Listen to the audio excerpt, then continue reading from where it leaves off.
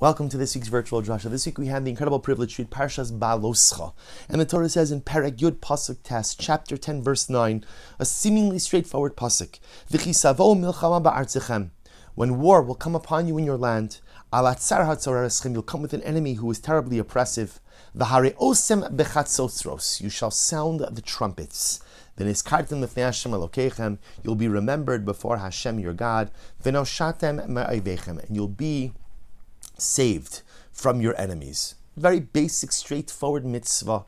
That how does the Jewish army prepare for war? The sounding of the chatzotzros, the sounding of the trumpets. Not a metaphor, not an allegory, but again, sounding of the trumpets ultimately is the call for the soldiers to ready themselves, the call for the army to ready itself and to go out confident to do battle with the enemy. And the Baal Shem Tov HaKadosh has such a beautiful insight.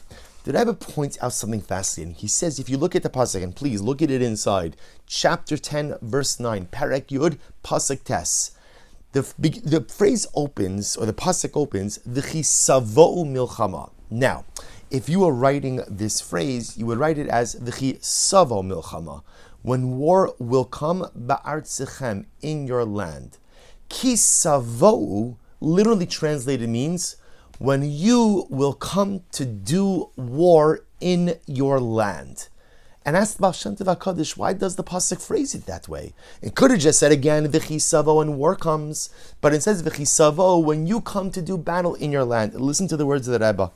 The Rebbe says, any time in the Torah that you find the phrase or the concept of an enemy, atzar hatzorer eschem, on a deeper level, that's always a reference to the Yetzer Hara, to the evil inclination, to the internal self-sabotaging mechanisms that so often derail our dynamic life activity.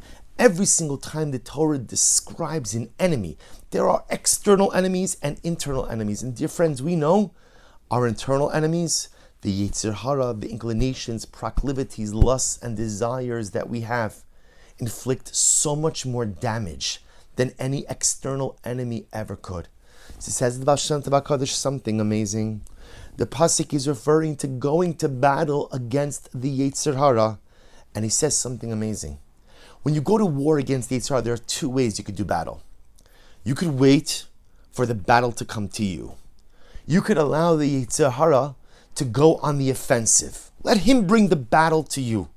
The problem is if the Yetzer Hara is on the offensive, then I'm fighting a defensive battle.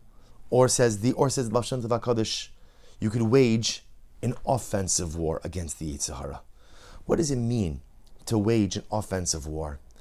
An offensive war requires a level of introspection. Requires me to go ahead and really look inside myself and see all that's good, see all that's beautiful, see all that's wonderful. But at the same time, also acknowledge all the things that are broken in a state of disrepair and misfiring. What are the things that need to be addressed? What are the problems that are systemic and ongoing? What are the midos ra'os, the negative character traits? What are the things I need to work on?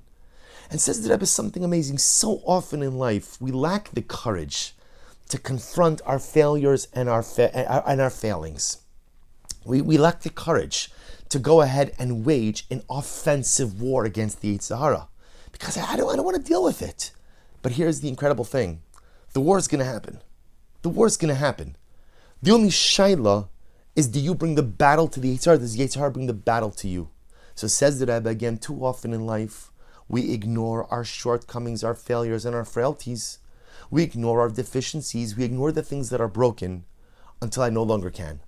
Until the Yetzer Hara is at my doorstep and literally we are locked in hand-to-hand combat. And once the battle is already in my front yard, it's hand-to-hand combat. I'm already here. It's a defensive battle. I'm just trying to hold my ground. But so much better, says the Rebbe, is to find the courage to look inside, to be honest with myself. Yes, I have many wonderful things, but I have a ton of things that need to be fixed. And I have some things inside my personality, some things inside my life that are in such a state of disrepair that they are actively, fundamentally holding me back. And I know it. And I have to find the courage to roll up my sleeves and bring the battle to my Yetzer Hara. Bring the battle to those shortcomings. Don't live life waging a constant and perpetual defensive battle. Go on the offense. Fix the things that need to be fixed. Address the things that need to be addressed. And says the Lashon HaKadosh, that's the pshat in the pasuk. If the Torah would have said, "V'chisavo milcham ba'atzchem," when war will come to your land, war will come to your land. That sounds like the Torah is talking about over here. The Yetzer Hara is bringing the battle to you, but that's not what Hashem wants. V'chisavo milchama ba'atzchem. When you come to do battle in your land, al hatzar hatzorereschem, against your enemy being the Yetzer Hara.